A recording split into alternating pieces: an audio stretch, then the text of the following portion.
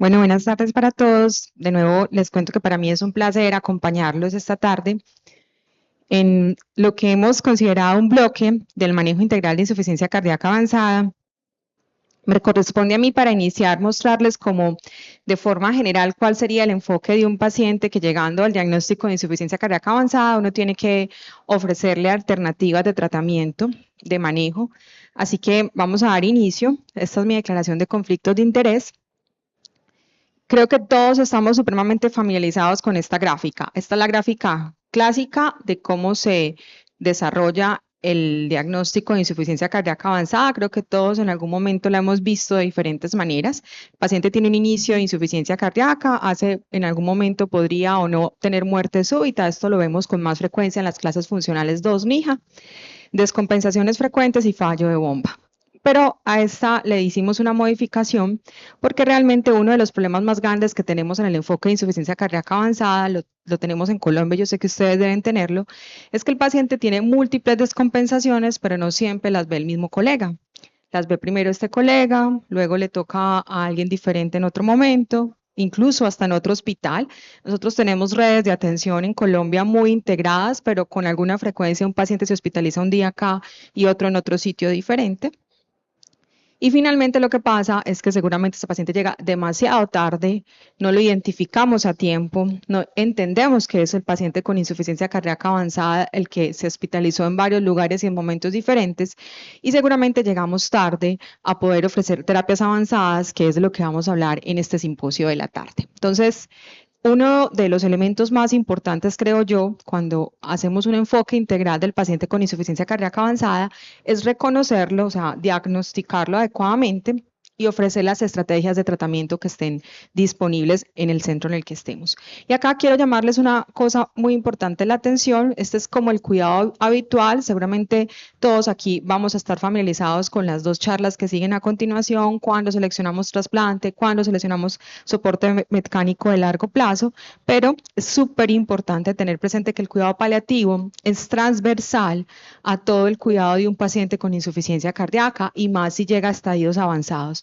Y eso se los digo porque con frecuencia a uno lo que le pasa es que se le olvida que el paciente puede que no sea candidato a ninguna de las terapias que acabamos de mencionar y ya al final de la vida se acuerda uno de llamar al equipo de paliativo para que le ayuden en el manejo de síntomas, cuando como ustedes ven en esta gráfica modificada, uno debería haber integrado el cuidado paliativo muy desde el principio. Probablemente estas son conversaciones que hay que tener el paciente todavía en estadio C, cómo quiere que lo acompañemos si usted es o no candidato a trasplante, cómo quiere que le ofrezcamos tratamiento en casa, en el hospital. Hay muchas cosas que hay que conversar con el paciente y la propuesta sería hacerlo desde muy temprano si tiene este diagnóstico.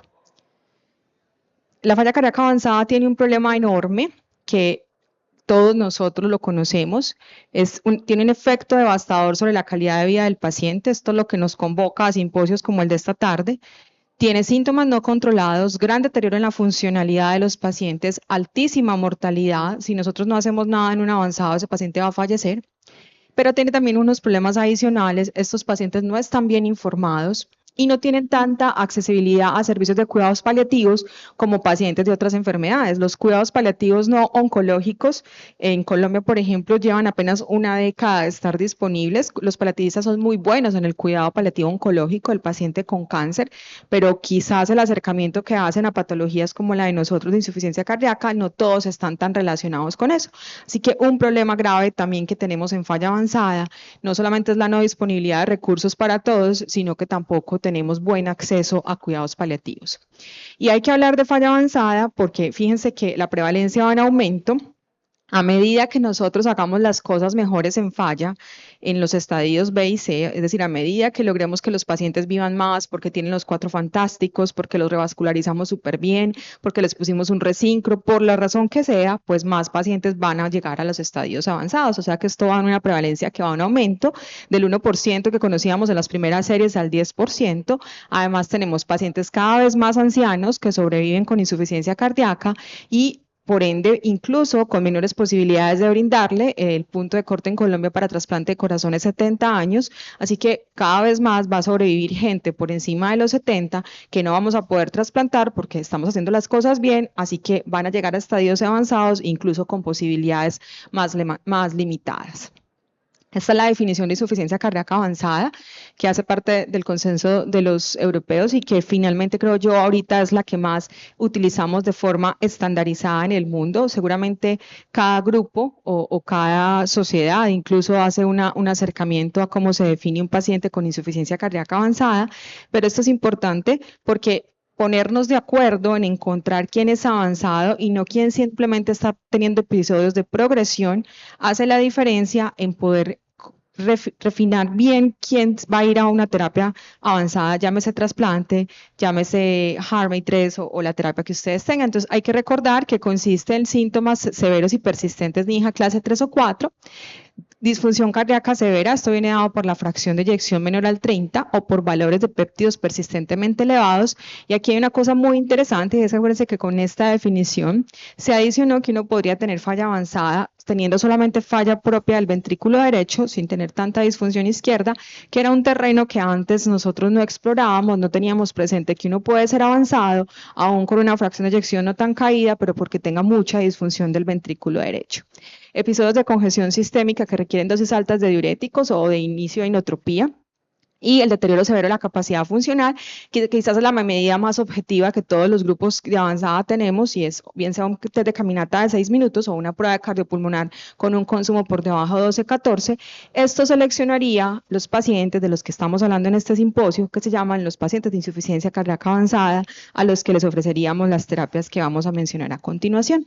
Y uno creería que este mundo de avanzada es como muy limitado, como que ya llegaste al estadio terminal o te trasplanto o probablemente falleces, pero creo que esto es mucho más amplio y cuando uno empieza a tener gran interacción con los avanzados se da cuenta que aquí hay muchas más cosas adicionales, hay muchas cosas por hacer. Y este es el enfoque que yo le daría a cómo manejar integralmente un paciente que ya uno diagnostica como insuficiencia cardíaca avanzada con los criterios que acabamos de mencionar. Lo primero y más importante es con su grupo discuta si de verdad este paciente está avanzado o si tiene una causa reversible. Con muchísima frecuencia al centro de nosotros llegan pacientes remitidos para ser evaluados por el grupo de trasplante o soporte y finalmente tenían algo que potencialmente se podía corregir, entre ellos, por ejemplo, isquemia, que habíamos pasado por alto y se podía tratar. Siempre clasifique a su paciente. Esto es muy importante, ofrecer una clasificación no solamente le ayuda a uno con el grupo a saber para dónde va, está o no en choque cardiogénico, es un paciente que ya necesita empezar a tener soporte en la unidad de cuidados intensivos. Clasificar al paciente tiene mucha importancia porque le dice al grupo que está manejando el avanzado qué tan rápido puede hacer o no cosas. Y estos 4 pilares que siguen ahí serían como lo que uno puede ofrecer desde el punto de vista práctico para ese paciente. ¿Será que este paciente es para inotropía? ¿Será que este paciente es para un soporte mecánico circulatorio temporal? ¿Será que definitivamente es candidato a trasplante, asistencia? ¿O será que lo que tenemos que hacer es un acompañamiento con intención paliativa y reorientar las medidas terapéuticas porque ese sea el techo de tratamiento del paciente? En causas reversibles, creo que hay que abrir el ojo muy bien. Les decía, hay un porcentaje importante de pacientes que llegan remitidos como avanzados sin serlo. ¿Por qué? Porque se nos olvida esto, que hay unas causas que seguramente empeoran la clase funcional del paciente, que empeoran las sintomatologías y los reingresos, pero que potencialmente se pueden tratar. Dentro de ellos la anemia. Hace un momento les mencionaba a un paciente isquémico. Yo creo que a uno muchas veces como cardiólogo se le olvida a ese paciente de falla, que su etiología es isquémica, que empieza a reconsultar, uno como que pasa por alto, volver a interrogar si requiere o no, o reestratificar la anatomía coronaria, revascularizar, eso no se puede pasar por alto. No hay nada peor que un paciente que con falla cardíaca venía en sinusal y se mete a fibrilación atrial. Eso también hay que explorarlo y uno debería hacer esfuerzos grandes cuando se está enfrentando a un posible avanzado para determinar si lo que está pasando es que tiene FA y utilizar las medidas que tenga disponible en su grupo para tratar y remediar esa fibrilación auricular, incluyendo ablación o lo que tenga disponible. Otra cosa muy importante, a medida que tenemos pacientes más ancianos o que van llegando más a los 70, siempre tener presente otras comorbilidades que son bien frecuentes en los pacientes con insuficiencia cardíaca y que uno pasa por alto. Con frecuencia estamos olvidando que tienen una enfermedad pulmonar obstructiva crónica que no está bien tratada, entre otras. Así que antes de rotular a un paciente con ese rótulo tan grave de que este es un avanzado, mire que tiene de causas reversibles y las trata. Y posterior a esto, pues clasifica a su paciente, si tiene que ser muy claro si ese paciente está o no está en choque cardiogénico. Aquí está la clasificación de Intermax, que ustedes todos la conocen, porque de eso dependerá lo que uno va a hacer a continuación y qué tanta premura va a tener en el tiempo. ¿Qué hay que hacer con cuáles son como los pilares del manejo médico de un avanzado? Aquí les puse estos 4. Siempre el 95% de estos avanzados están congestivos, así que uno tendrá que utilizar las estrategias que requiera para mejorar la congestión. Ese 5% restante tienen bajo gasto, entonces habrá que definir si es un paciente para ingresar al uso de terapia inotrópica intermitente o no.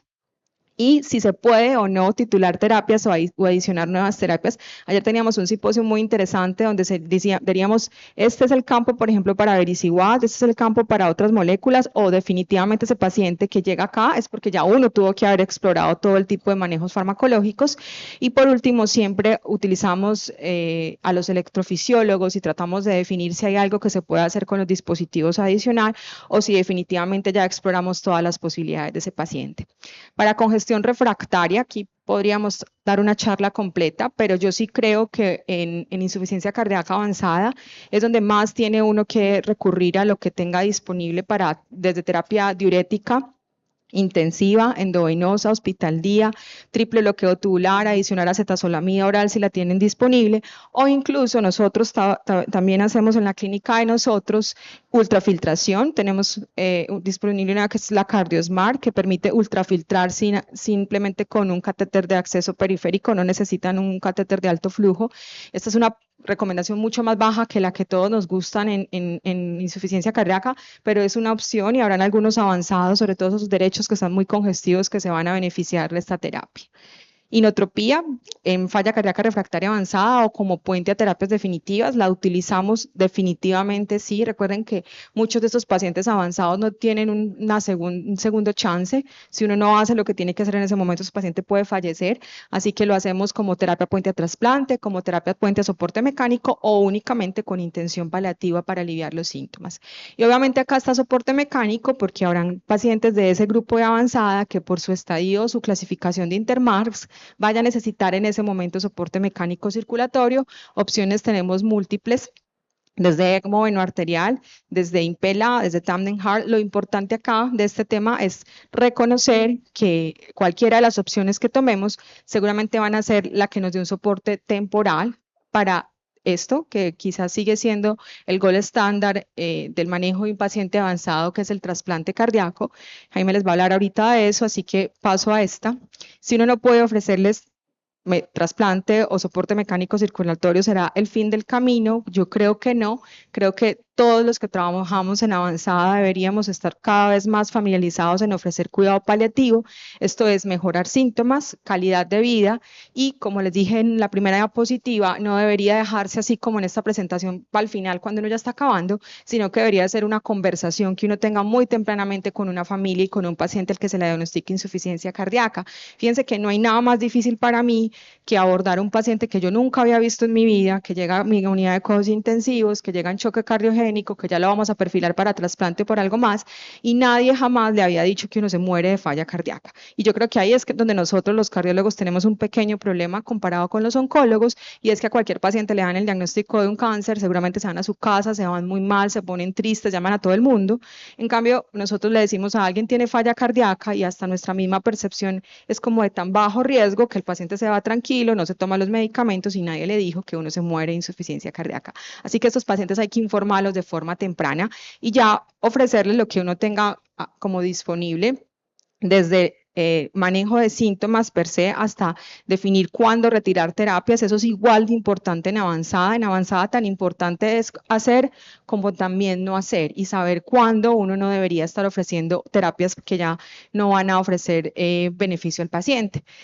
¿Qué tenemos que tener aquí presente? Esto, si el paciente está con deterioro progresivo y dependencia para las actividades cotidianas, si tiene mala calidad de vida, si tiene múltiples ingresos, hospitalizaciones por insuficiencia cardíaca, si ya no es candidato a trasplante cardíaco o asistencia, les decía, el punto de corte es muy importante para nuestro país y yo sé que para todos los países, tener más de 70 años probablemente saca a pacientes todavía muy funcionales, pero los saca de lista de espera, así que esto habrá que mencionarlo con la familia.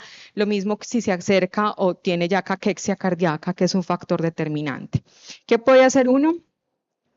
Pues informar del curso de la enfermedad, hacer planes anticipados al momento del diagnóstico. Yo creo que a nosotros los cardiólogos nos cuesta un poquito hablar de voluntades anticipadas, de cuándo apagar un desfibrilador, de qué hacer en caso de paro. Y este es el momento en avanzada en el que uno ya también tuvo que haber tenido esa aproximación y ese es el manejo integral de un paciente con insuficiencia cardíaca avanzada. Es más, nosotros cuando vamos a poner un HeartMate 3, dejamos voluntades anticipadas firmadas, les pedimos al paciente y a la familia que quede claro qué hacemos en caso de, por ejemplo, una ACV discapacitante, qué quieren hacer en caso de infección del right line que no sea potencialmente curativo. O sea, eso hay que hablarlo con el paciente, porque si no, el que también va a estar en problemas es uno después cuando se enfrenta a estas complicaciones. Suspender los medicamentos sin impacto en síntomas. Seguramente usted aquí va a empezar a quitar cosas que ya no le está dando beneficio al paciente. Diuréticos e inotrópicos, sí, si le mejoran los síntomas al paciente. No RCP, inactivar las terapias de bajo voltaje. Yo creo que cuando uno le pone un desfibrilador a un paciente, de entrada debería decirle cuándo lo va a pagar y no dejarlo para este momento tan complejo o para que decida el resto de la familia. Y obviamente utilizamos otras medidas como opioides, benzodiazepinas, sedación, lo que necesitemos para paliar los síntomas y esto hace parte del manejo integral del paciente con insuficiencia cardíaca. Y para terminar, no creo que haya nada más multidisciplinario que un grupo que maneje avanzados. Creo que esa es la clave del éxito y mi presentación se llamaba manejo integral. Yo creo que no hay nada que lleve más al éxito que esto. Este es el grupo de nosotros de avanzada, donde evidentemente están los cirujanos cardiovasculares, estamos nosotros los cardiólogos, pero enfermería cumple un papel fundamental, trabajo social, psicología, psiquiatría, la conexión con los administrativos, aunque uno crea que no, es fundamental, porque aquí estamos hablando de terapias muy costosas que implican muchas decisiones para el grupo, así que yo creo que el manejo integral en insuficiencia cardíaca avanzada debe ser siempre multidisciplinario. Muchísimas gracias.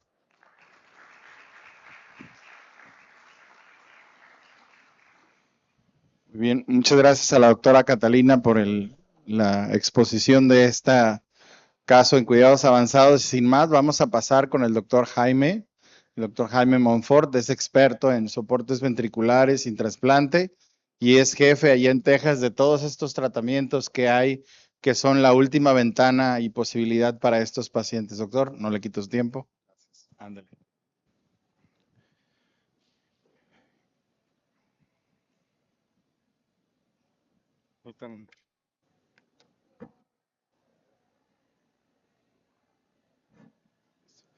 Muchas gracias por la invitación. Soy cardiólogo especialista en fallas, soy de aquí de Monterrey, entonces es un súper honor estar aquí y participar como parte de los profesores de Heart Monterrey.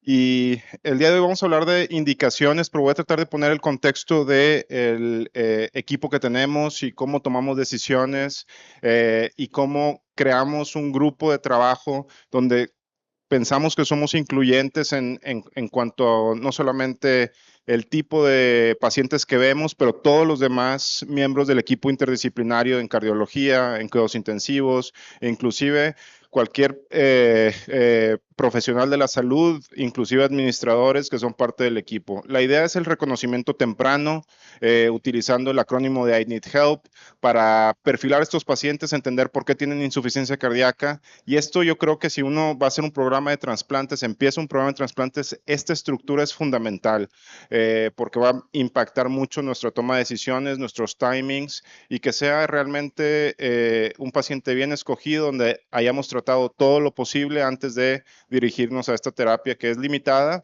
pero que realmente también es un regalo de vida que le podemos dar a los pacientes. Nosotros en la visión del programa, siempre pongo este slide, puede ser repetitiva a lo largo de mis charlas, pero realmente esto ha sido la visión que la podemos ejecutar desde múltiples perspectivas en cualquier parte y en cualquier lugar, que nos ha llevado a tener, creo yo, resultados exitosos. Tener acceso a especialistas, a clínicas de falla, como se habló anteriormente, en una plática excelente interdisciplinaria donde te das enfermeras, doctores, coordinadoras, que vean la posibilidad de instituir terapia médica óptima con monitoreo remoto, y monitoreo remoto no tiene que ser necesariamente una tecnología costosa, por ejemplo, como CardioMEMS, puede ser simplemente la capacidad de tener un crosstalk con el paciente que no sea solamente en la cama de un hospital o en la clínica, que sea siempre una situación dinámica en cuanto a los síntomas, el peso, la presión, etcétera. La capacidad de tener, como hablábamos anteriormente, un approach para enfermedades específicas con un enfoque interdisciplinario, entender por qué tienen falla cardíaca se vuelve muy importante. Creo que los acrónimos de identificación son buenos, creo que las clasificaciones de FEBI reducida, preservada, intermedia son buenos, pero realmente si tienes un paciente gravemente enfermo, quieres realmente llegar a la causa exacta del por qué tienen falla cardíaca, y ese ejercicio creo que es una responsabilidad que tenemos nosotros. Necesitas protocolos y toda la plataforma de innovación, educación e investigación. Nosotros usamos como tiempo cero para insuficiencia cardíaca avanzada cualquier hospitalización, ya sea leve, ya sea en telemetría, ya sea en cuidados intensivos, pero esto es un momento importante. Idealmente, ahora lo tenemos como un modelo reactivo. Idealmente debería ser en el primer contacto con el sistema de salud. Todavía no llegamos ahí, pero realmente si uno empieza un programa, la hospitalización inicia se vuelve importante. Si no tienes todavía como el buy-in y todavía no tienes referencias naturales o obligatorias en sistemas de salud, en el sistema donde estamos hasta hace un mes, un par de meses, nos están exigiendo que tengamos referencias obligatorias más allá de que tengan indicadores de insuficiencia cardíaca, porque se ha visto obviamente que pacientes que están conectados con un sistema de falla cardíaca avanzada pueden impactar la morbilidad porque ponemos los medicamentos adecuados, porque perfilamos y todo esto. Entonces, idealmente quieres tener un modelo proactivo, quieres tener datos duros donde puedas utilizar estos datos para conectar y conocer qué tanta gente necesitas. Realmente los datos duros que vemos son las readmisiones por falla, y readmisiones por falla cardíaca en 30 días y en 7 días. Y estos son lo que tenemos siempre de una forma transparente para todos. El programa especializado se enfoca en los 4 pilares, no voy a andar en eso, pero es muy importante que eso sea el enfoque del programa, que todos los recursos vayan para tratar de ayudar primero con eso.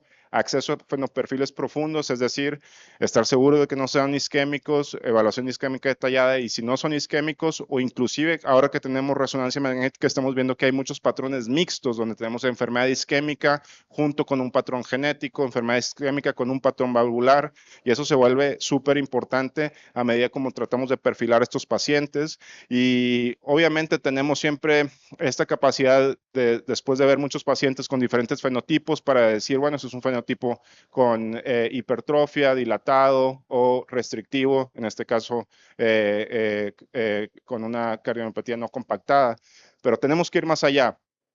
Y en pacientes seleccionados donde no tenemos una explicación, de decir, bueno, no es isquémico, dilatado, queremos entender por qué y entender los diferentes mecanismos. Es muy diferente tener una laminopatía o saber que ese paciente tiene una laminopatía, porque el pronóstico de esos pacientes va a ser muy distinto a pesar y sin importar la FEBI. La FEBI puede estar en 30 o 40%, pero ese paciente está gravemente enfermo, en bajo gasto, porque las laminopatías no tienen que ver realmente con la contractilidad per se. Entonces esas situaciones se vuelven importantes.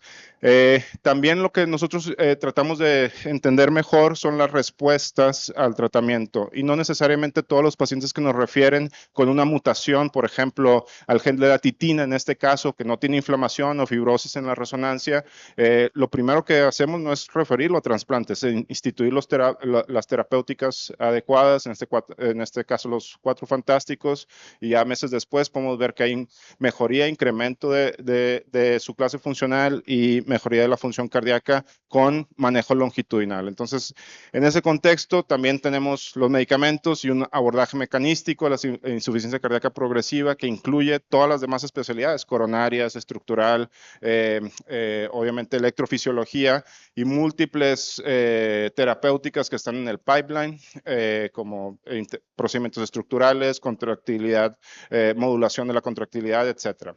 Ya hablamos de las diferentes plataformas que tenemos como programa y ahora cuando vemos las trayectorias que tiene choque cardiogénico asociado a falla o asociado a infarto, son muy distintas y lo que creo que es importante y por eso se necesitan equipos especializados es que obviamente choque cardiogénico asociado a infarto pues es una enfermedad sensible al tiempo, a un momento en donde tienes la elevación del ST o la troponina elevada, pero con falla cardíaca, como habló Cata anteriormente, es un patrón un poquito más distinto. No solamente llegan estos pacientes a cuidados intensivos en 24 horas o en 12 horas, están en la clínica, están en el hospital, luego urgencias, después otra vez en el hospital y luego debutan con choque cardiogénico que casi siempre es tardío. Para eso necesitamos tener un lenguaje común con un coordinador en choque cardiogénico que hable un lenguaje básico para el primer contacto. Nosotros tenemos estos algoritmos de sospecha y de diagnóstico para choque cardiogénico.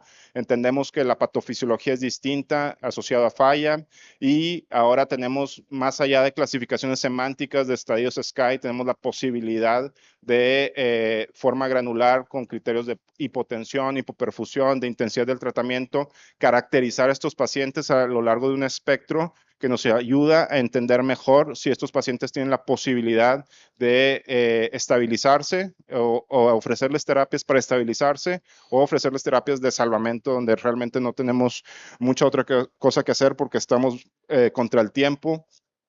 Y bueno, obviamente tener esa posibilidad de entender en qué estadios están nos ayuda a entender cuál es su pronóstico, pero más allá de eso, no nada más es el estadio, la severidad, pero es el tiempo que nos tardamos en identificar a estos pacientes y qué pasa después si no tenemos la posibilidad de identificarlos dentro de las primeras 72 horas. Después de las 72 horas no cambian mucho las cosas.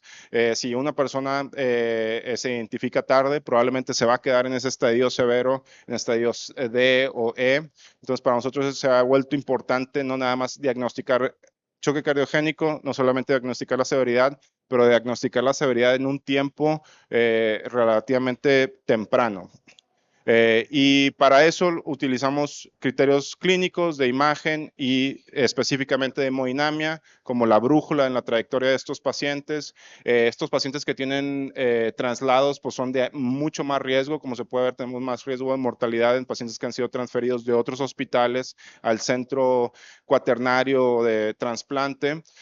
Para nosotros, pues bueno, tenemos muchísimos lugares donde hacen atención de urgencias, entonces queremos realmente estratificar nuestras estrategias educativas para que el primer contacto pueda entender un poquito mejor choque cardiogénico, entender situaciones que ahora conocemos como básicas, pero hace 10 años ni siquiera las teníamos bien clasificadas, que son los patrones hemodinámicos, congestivos derechos, congestivos ventriculares, que están asociados a mayor mortalidad. A mayor daño de órgano blanco y el uso de la arteria de catéter pulmonar se ha vuelto pues la herramienta que tenemos como objetivo desarrollar en los diferentes centros de primer contacto que tienen laboratorios de cateterismo cardíaco, que tienen cuidados intensivos para ayudar a estos pacientes a identificar choque cardiogénico de manera temprana junto con la ecocardiografía. Entonces, por ejemplo, ese es un ejemplo de lo que tenemos. Tenemos unos QRs en todas las unidades de cuidados intensivos de nuestro sistema para aquellos pacientes que empiezan a hacer o aquellos grupos que empiezan a tener más experiencia con el catéter de la arteria pulmonar, tener una forma rápida de estar seguros que están haciendo bien las cosas. En general, esto es la propuesta educativa que tenemos para nuestro sistema para poder tener a más pacientes referidos tempranamente, capacidades de imagen, de hemodinamia, de entender los patrones básicos que necesitamos, elementos de congestión, elementos de hipoperfusión y de intensidad del tratamiento para clasificar a estos pacientes y tener una red de atención basada en evidencia objetiva y en evidencia dinámica, porque no podemos admitir dentro de nuestros 52 hospitales que tenemos conectados a Baylor Scott & White a todos los pacientes en Temple donde hacemos trasplante y LVAD. Queremos desarrollar en la periferia a estos centros para estabilizarlos y ahora sí decidir quiénes van o quiénes no van hacia reemplazo cardíaco. Y una de las cosas que hacemos para tratar de mejorar el entendimiento de este problema grave que es choque cardiogénico tardío es el impacto de paro cardíaco intrahospitalario. Como se puede ver en todos los fenotipos de choque cardiogénico asociado a falla, triplica la mortalidad. Entonces, un paciente en mi sistema que ha tenido choque cardiogénico y que hace un paro cardíaco, pues algo en que tenemos un sistema de revisión mensual donde queremos entender qué fue lo que pasó ahí, o sea, qué pasó, no se identificó a tiempo, realmente era una miocarditis fulminante que no podíamos hacer nada contra ello y que iba a ser paro, o era un paciente que entró por una neumonía sin en ningún momento identificar la causa, o sea, no era neumonía, era falla cardíaca, pero simplemente no hubo el proceso de identificación temprana de choque cardiogénico. Entonces, para nosotros esto es muy importante. Y obviamente, pues sí, existe un ímpetu en cuanto a los dispositivos, entender que hay unos del lado derecho, del lado izquierdo, y todo el mundo quiere llegar a ese lugar donde podamos tener pacientes caminando en ECMO, en Impella, en balón, pero para mí lo más importante es que no lleguen a este punto donde se necesite ECMO e Impella para estabilizarlos y tal vez existe pues más responsabilidad desde nuestra perspectiva de educar a la gente para identificar tempranamente choque cardiogénico. En cuanto a las transiciones en un paciente que está así, en ECMO, en Impella, con falla biventricular, las opciones son muy limitadas. Recuperaciones probablemente, aunque sea un fenotipo de miocarditis, difícil de lograr. Como quiera, tratamos de evaluar la respuesta, la capacidad de recuperación, dependiendo del fenotipo. Obviamente, todos estos pacientes queremos que sean plataformas ambulatorias. Balón de contrapulso se puede hacer percutáneo, ambulatorio axilar. Impella 5.5 se puede hacer quirúrgico, axilar, y todas las plataformas de ECMO se pueden hacer también de forma percutánea o quirúrgica axilar. Entonces tratamos, aunque inicialmente vengan de otros hospitales con accesos femorales, cambiarlos para que puedan estar ambulatorios. Pensamos que el tema de la hemocompatibilidad es dependiente de cada dispositivo, pero ahora estamos inclinados a utilizar argatroban o vivalirudina y lo más importante, queremos que los cirujanos y los intervencionistas estén juntos en las soportes de alto perfil, ya sea ECMO o Impella, para que tengamos a las mentes más experimentadas en estos temas. Y ya después, bueno, LVAD es una terapia, creo que en México que se usa poco, mucho más en Colombia o en otros lugares de Europa, pero es una terapia buena, pero creo que ha sido estigmatizada porque la mayoría de estos pacientes están gravemente enfermos y la mayoría de estos pacientes se habían puesto en situaciones de Intermax 1 o en extremis, como en este caso que se ven en todos estos pacientes de soporte agudo que estaban en ECMO, pues tuvieron una mortalidad mucho más elevada que en otros tipos de soporte circulatorio. Y ahora que tenemos más opciones, como Impella, por ejemplo, 5.5, que puede descargar el ventrículo de una forma similar al LVAD o el HeartMate 3 duradero, tenemos la posibilidad de tener a estos pacientes con radiografías normales, función hepática, renal, ambulatorios, todo controlado, entendiendo la enfermedad, entendiendo el timing de la cirugía. Ya no son cirugías que se tengan que hacer a las 3 de la mañana porque si no pierdes al paciente el otro día. Entonces ha cambiado toda la dinámica, como se pueden ver, las presiones de llenado completamente normales, entrando a cirugía. Y todo eso se ha llevado a que no tengamos sangrado, que la estancia intrahospitalaria mejore. Pero en esta toma de decisiones de ELVAD o trasplante, la perspectiva tiene que estar enfocada en el ventrículo derecho, en la respuesta del soporte temporal izquierdo en el lado derecho del corazón y entender si no es posible descongestionar a estos pacientes, entender cuál es la causa, si es un problema de presión, de volumen, de contractilidad, descongestión en soporte es fundamental. Integración del equipo, una vez que estos pacientes están ambulatorios en el equipo interdisciplinario, como se ha hablado, es fundamental. Y si no es posible entender o resolver la fisiología, que sea una fisiología del lado izquierdo, ahora sí intentamos abrir la oportunidad para trasplante. Y para nosotros trasplante se vuelve una opción primordial en pacientes como, por ejemplo, que tienen amiloidosis cardíaca. Es un paciente post-trasplantado de nuestro programa, como se puede ver ahí, difícil poner un Impella 5.5, difícil poner en esas cavidades un LVAD HeartMate 3. En esta situación de sarcoidosis, podemos poner un HeartMate 3, pero la situación aquí es arritmogénica. Es un pacientes gravemente arritmogénicos donde el problema es en el septum. Aquí se puede ver cómo el septum está completamente tomado. Entonces, si yo pongo una asistencia izquierda en un septum así, es posible que tengan falla cardíaca derecha muy temprano y tengamos que hacer un puente de trasplante. Entonces, hacer una cirugía para hacer otra cirugía luego, se me hace complicado. Entonces, esos pacientes que tienen sarcoidosis, les tenemos consideraciones o un respeto un poquito más especial para ELVAD y tratamos de hacer la transición directa hacia trasplante. Y bueno, este es un explante de una sarcoidosis. En otras cardiomiopatías que es muy difícil usar HeartMate 3 es la cardiomiopatía hipertrófica en sus diferentes variantes. Como se puede ver, no hay espacio para poner un implante y la asistencia circulatoria aquí se vuelve periférica o extracardíaca, ya sea ECMO o balón de contrapulso. Y hay otras en donde las cosas no se ven tan mal hasta que están muy mal, como las laminopatías, que son arritmogénicas, que son súper difíciles de manejar desde el punto de vista médico, con neurohormonales o con vasodilatadores e inotrópicos por su arritmogenicidad. Y estos pacientes somos relativamente agresivos una vez que tenemos identificados el genotipo de empezar el protocolo de trasplante, para que una vez que tengan una o dos hospitalizaciones con bajo gasto, tratar de hacer la transición hacia trasplante cardíaco. Esto es más para hablar de HeartMate 3 a comparación de trasplante, que es una terapia menos utilizada. El HeartMate 3 es el único bomba que tenemos aquí en México y en Estados Unidos aprobado por la FDA. Es una válvula intracardíaca, no se puede poner sin cardiotomía, sin abrir el pericardio. Te necesitas un driveline, que ese es un problema en cuanto a infección.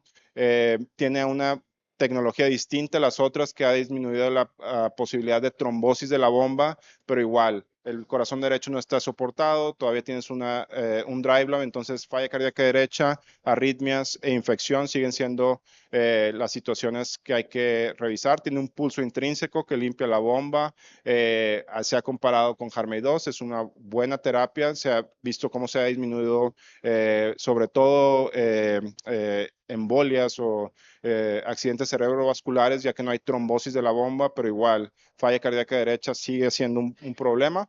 La sobrevida es mucho mejor que con HeartMate 2, pero para nosotros como falla cardíaca derecha sigue siendo un problema.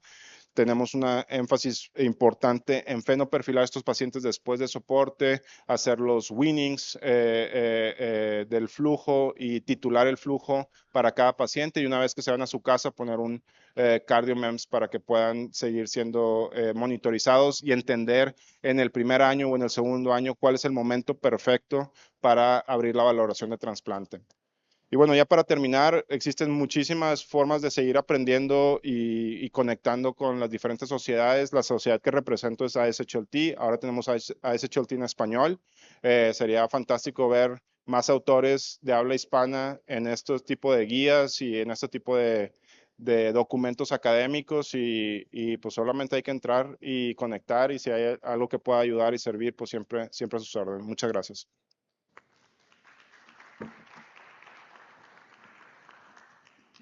Muchas gracias al doctor Monfort. Le vamos a pedir, no se baje doctor, le vamos a pedir a él, a la doctora Catalina, que venga por acá, y les voy a presentar al doctor Jesús Sánchez. El doctor Jesús Sánchez es cardiólogo, ecocardiografista por el Hospital Español y tiene formación en falla cardíaca en el Clínic de Barcelona. Y él nos va a guiar ahorita esta intervención para las preguntas. Y también si ustedes tienen alguna pregunta directa para los ponentes, adelante porque vamos a abrir precisamente este tiempo para la discusión. Doctor. Gracias, amigo. Pues muy interesante las dos charlas. Creo que hablar de insuficiencia cardíaca avanzada es un espectro completamente distinto a lo que nos enfrentamos en los manejos de insuficiencia cardíaca crónica desde la terapia fundacional, pero creo que nos llevaste por un recorrido amplio y profundo desde el momento de la atención o el enfoque al paciente hasta la priorización en terapias avanzadas de largo plazo, ¿no?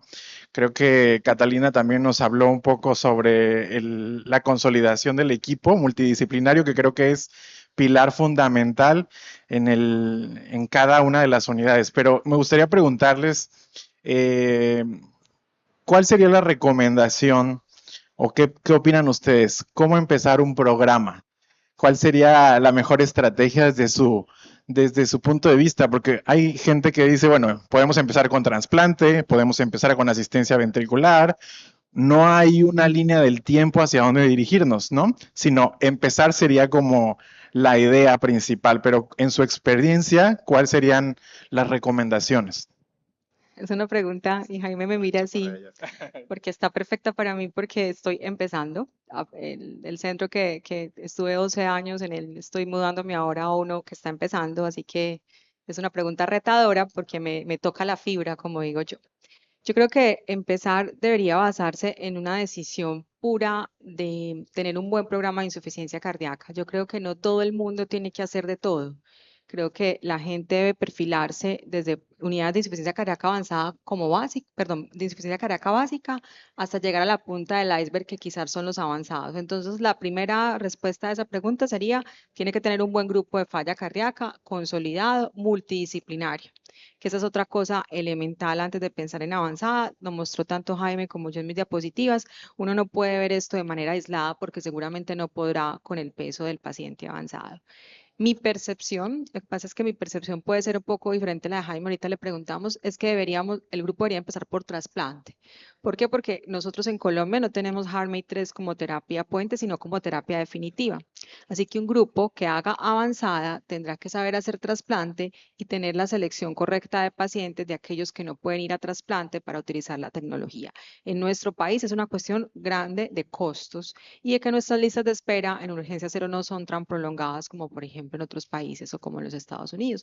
Así que yo creo, esa es mi percepción, de que el grupo debería consolidarse desde falla cardíaca, tener un buen manejo multidisciplinario de falla avanzada y probablemente iniciar por trasplante y migrar a soporte mecánico. Esa es mi percepción, no sé, Jaime. No, estoy de acuerdo. Creo que hay muchas cosas que se conectan en las transiciones y para mí me hacen mucho esa pregunta colegas que acaban de salir de fellowship, que son contratados en un hospital, por ejemplo, nuevo, que tiene todos los recursos y básicamente está el administrador de enfrente de este doctor nuevo para la comunidad y nuevo para el hospital y dice, ¿qué necesitas? Dame tu lista.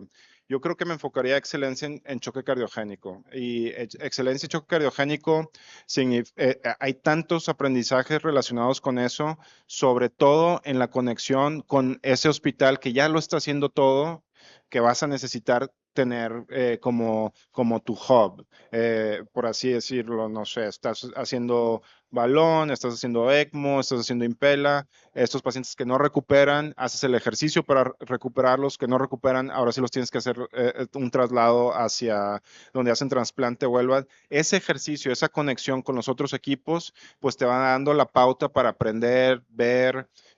Muchas veces creo yo que si tienes esa relación de mandar pacientes a otro lugar, pues te vuelves parte de ese equipo. Y bueno, yo así empecé mi carrera en choque cardiogénico y haciendo relaciones con múltiples hospitales que ya habían hecho falla avanzada, trasplante y LVAD, y pues era mi forma de aprender y determinar si realmente mandaba a alguien y luego lo recuperaban ellos, pues qué estaban haciendo ellos que yo no pudiera hacer acá y cosas así. Entonces, a mí me parece que choque cardiogénico, una plataforma enfocada a eso, interdisciplinaria, pero, y que este es un poquito un tema que a veces no está bien consolidado, yo creo que cada vez mejor visto, pero que sea liderado por especialistas en falla, que tu unidad de choque sea enfocada en eso, pues sí, aunque haya infartos, aunque haya poscariotomía, pero si tú estás con esa capacidad de conectar con esos grupos, me parece un buen inicio. Bueno, muy bien. No sé si hay preguntas de la audiencia o... Bueno, voy a introducir otra pregunta que creo que es importante. El tema es súper apasionante. Eh, con respecto a al éxito del manejo del paciente que va a trasplante versus el paciente agudo que va a asistencia, sabemos que el trasplante todavía está por arriba en sobrevida comparada con las asistencias ventriculares. No sé si hasta a la actualidad sigue siendo igual y que el concepto de llevar a una asistencia ventricular a un paciente en agudo pueden ser condiciones que no necesariamente sean en un paciente que hay que generar una urgencia para trasplantarlo, ¿no? Respecto a esas consideraciones, ¿qué peso tiene la falla ventricular derecha en este grupo de pacientes, sobre todo los agudos urgentes o los chocados agudos urgentes? Sí, bueno, aquí es en donde las estrategias de soporte agudo se vuelven súper importantes porque son casi creo diagnósticas algunas. Por ejemplo, si tienes la necesidad de soportar una miocarditis aguda o, por así decir, una falla aguda con ECMO, se vuelve muy difícil hacer la determinación si el ventrículo derecho está bien hasta que no tengas una estrategia de destete de ECMO. Y lo que estamos haciendo ahora en ECMO mucho es tener otro dispositivo, no solamente para venting, pero que sea tu dispositivo que te dé la posibilidad de salir de ECMO rápidamente. Como en ECMO está soportando el ventrículo derecho totalmente, muchas veces, y que eso es un tema por lo cual creo que esa señal en ECMO transiciona a LVAD, sale como una señal negativa asociada a mortalidad. Es que muchas veces estos pacientes entran en ECMO a cirugía de LVAD sin un entendimiento de qué pasaría si nada más descargamos el izquierdo y quitamos el derecho. Y eso se me hace que a medida como tenemos otras plataformas como Impella 5.5, pues nos ha ayudado a salir de ECMO en Impella 5.5 y ahora sí perfilar bien el lado derecho del corazón.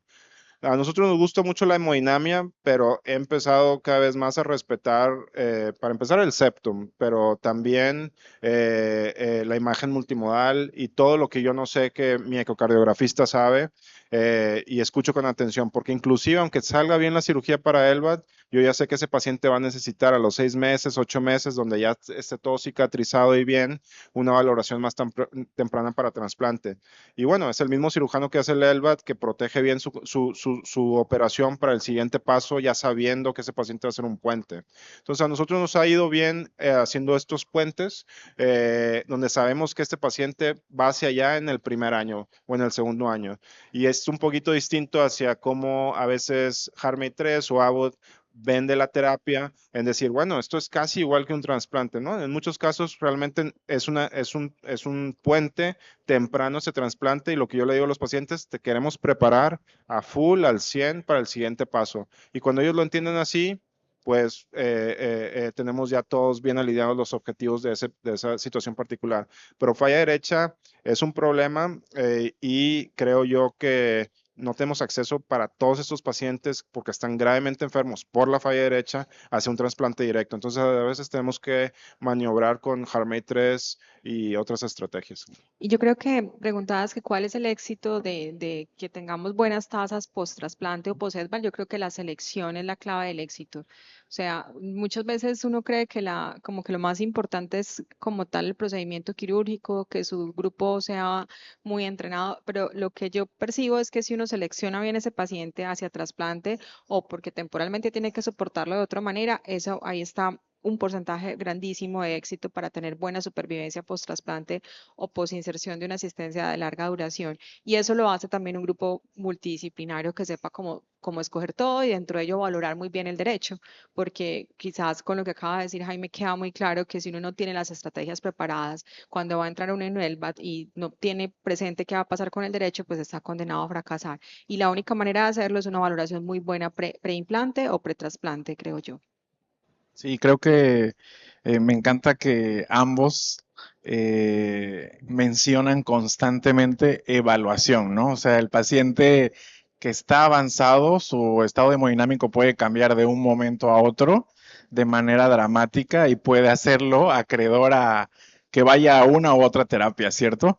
Entonces creo que el manejo multidisciplinario constante, ¿no? En el tiempo, desde que hay conexión con el paciente hasta la última decisión, sigue siendo como fundamental en la estrategia a implementar este paciente, ¿no? Porque el pronóstico cambia. Respecto a las tasas de pacientes que están en lista de espera, no sé en tu experiencia, Catalina, que en algún momento pues fueron considerados avanzados y en el espectro de la evolución de la enfermedad, el paciente empieza a tolerar la terapia médica y demás. ¿Qué porcentaje de esos pacientes que están en lista de espera para trasplante pudieran salir de la lista en un tiempo? No lo sé.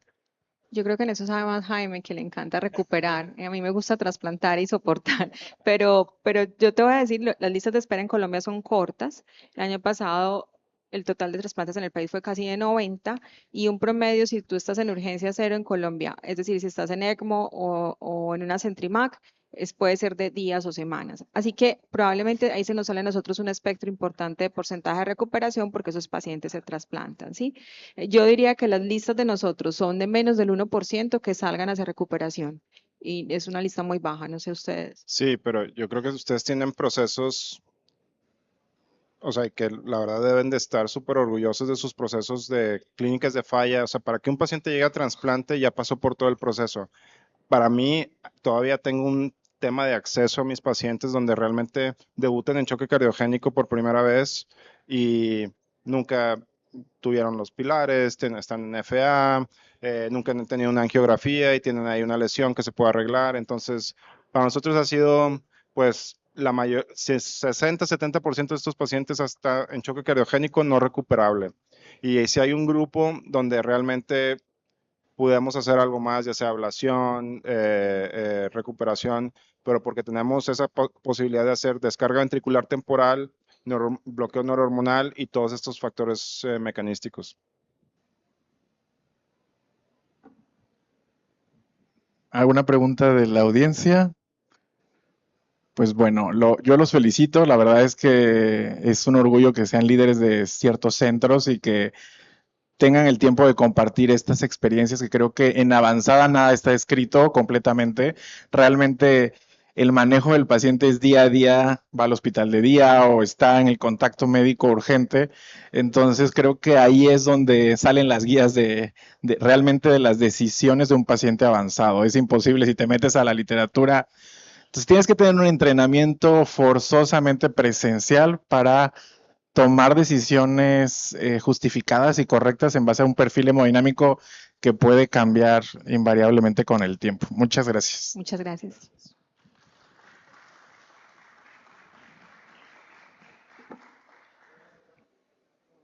¿Se apagó? ¿No se apagó?